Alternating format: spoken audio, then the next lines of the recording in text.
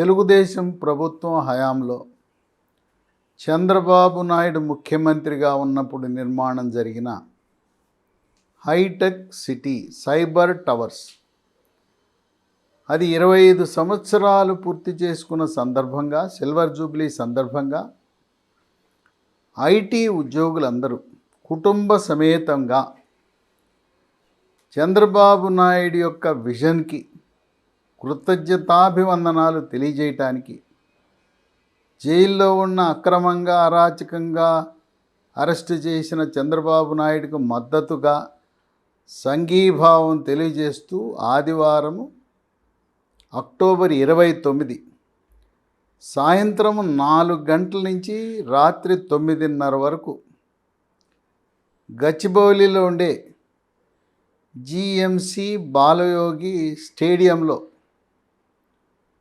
కనీవిని ఇరుగని రీతిలో నభూతో నభవిష్యత్ అనే విధంగా నగరంలో ఉండే సినీ ప్రముఖులు, సాఫ్ట్వేర్ రంగ నిపుణులు, విద్యాధికులు, మేధావులు, ఆదర్శభావాలు కలిగిన వాళ్ళు తండోపతండాలుగా విచ్చేసి ఒక అంతర్జాతీయ క్రికెట్ మ్యాచ్ జరిగితే ఏ విధంగా ఉత్కంఠభరితంగా అక్కడ సీట్లు కూడా లభించని పరిస్థితి. ఇది సిబిఎన్ గ్రాటిట్యూడ్స్ అనే పేరిట ఈ స్టేడియంలో ఒక సంగీత విభావరిని నిర్వహించారు.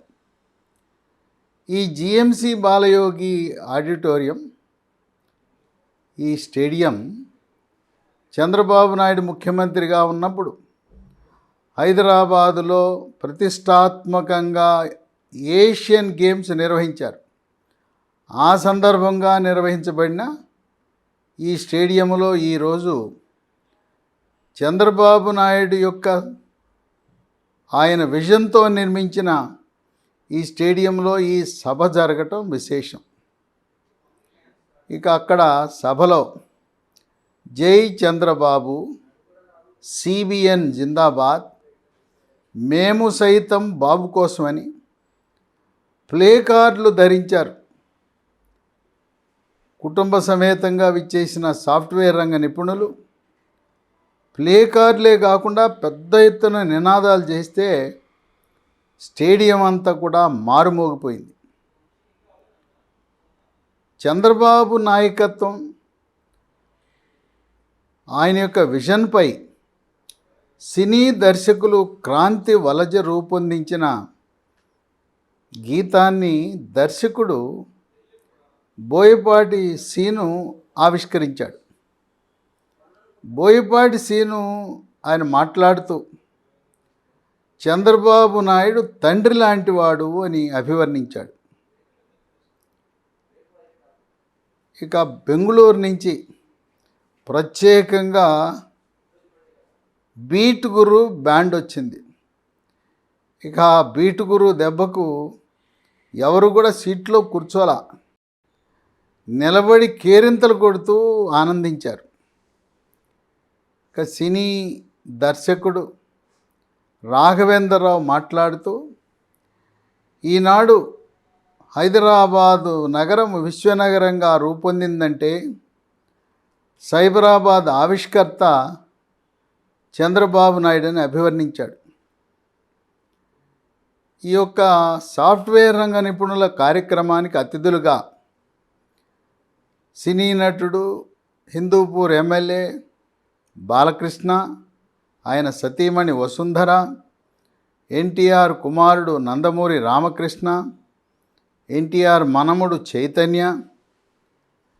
విశేషం ఏంటంటే శేరిలింగంపల్లి శాసనసభ్యుడు మొట్టమొదటిసారిగా 2014లో తెలుగుదేశం పార్టీ తరపున మొదటిసారిగా ఎమ్మెల్యే, తదుపరి టీఆర్ఎస్ బీఆర్ఎస్ పార్టీలో రెండవసారి కూడా విజయం సాధించి ఈ నవంబర్ 30న పోటీ చేయబోతున్న బీఆర్ఎస్ పార్టీ అభ్యర్థి అరికెపూడి గాంధీ ఈ సమావేశము ప్రారంభం నుంచి చివరి వరకు ఉండటం అనేది ఒక విశేషం.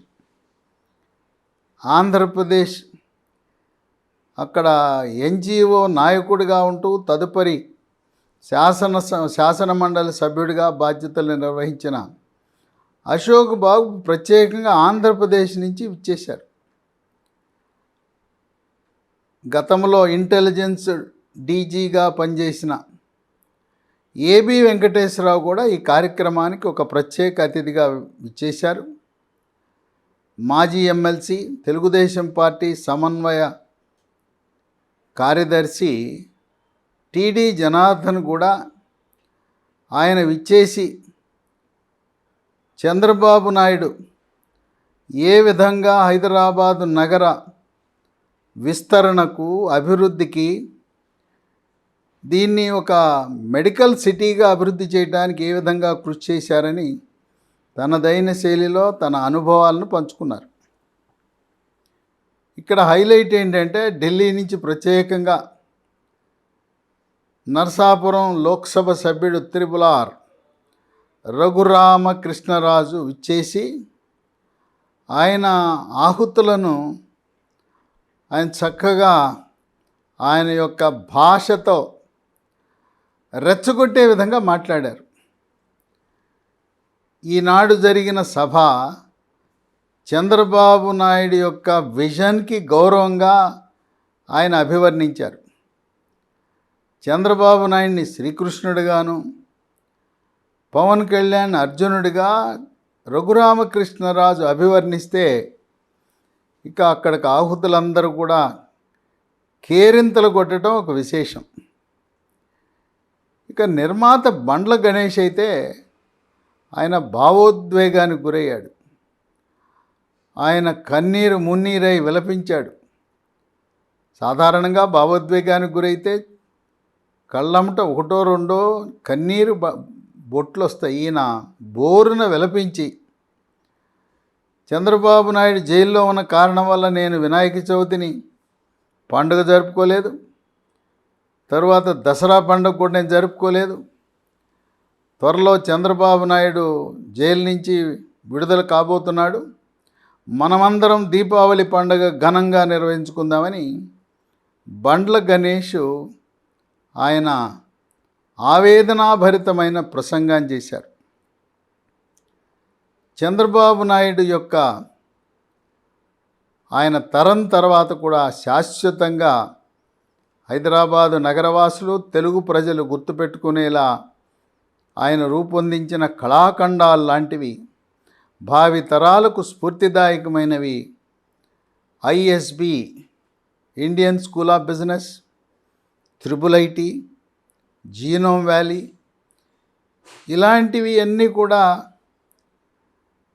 రాబోయే ఈ భూమ్యాకాశాలు ఉన్నంతకాలం అవి శాశ్వతంగా వాటిని చూడగానే చంద్రబాబు నాయుడు గుర్తొచ్చేలా ఇవన్నీ కూడా ఆయన యొక్క దూరదృష్టితో ఆయన 1996లోనే విజన్ 2020 అంటే ఎంతో దూరదృష్టితో 25 సంవత్సరాల తర్వాత తెలుగు రాష్ట్రాలు ఎలా ఉండాలి, ఈ నగరాలను ఎలా అభివృద్ధి చేయాలి, సంపదను ఎలా సృష్టించాలనే ఒక దూరదృష్టితో ఆలోచించిన వ్యక్తిగా ఈ సమావేశానికి వచ్చిన వాళ్ళందరూ కూడా చంద్రబాబు నాయుడు యొక్క ఆయన యొక్క సామర్థ్యాన్ని, పనితీరుని, దార్శికతని కొనియాడటం జరిగింది.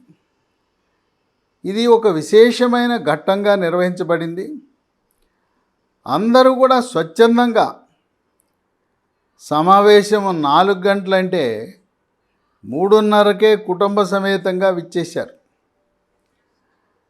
ఇది రాజకీయాలకు అతీతంగా స్వచ్ఛందంగా చంద్రబాబు నాయుడు అభిమానులు, తెలుగుదేశం పార్టీ అభిమానులు, సాఫ్ట్వేర్ రంగ నిపుణులు వాళ్ళు ఏర్పాటు చేసిన కృతజ్ఞతా సభలో సంగీత విభావరి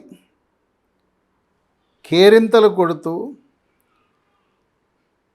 4-5 గంటలు కూర్చున్న ఎవ్వరికి బోరు కొట్టకుండా ఆ కార్యక్రమాన్ని నిర్వహించడం అనేది ఒక విశేషంగా విశ్లేషకులు భావిస్తున్నారు. నేటి వరకు చలనచిత్ర రంగ ప్రముఖులు బయటకు రాలేదు.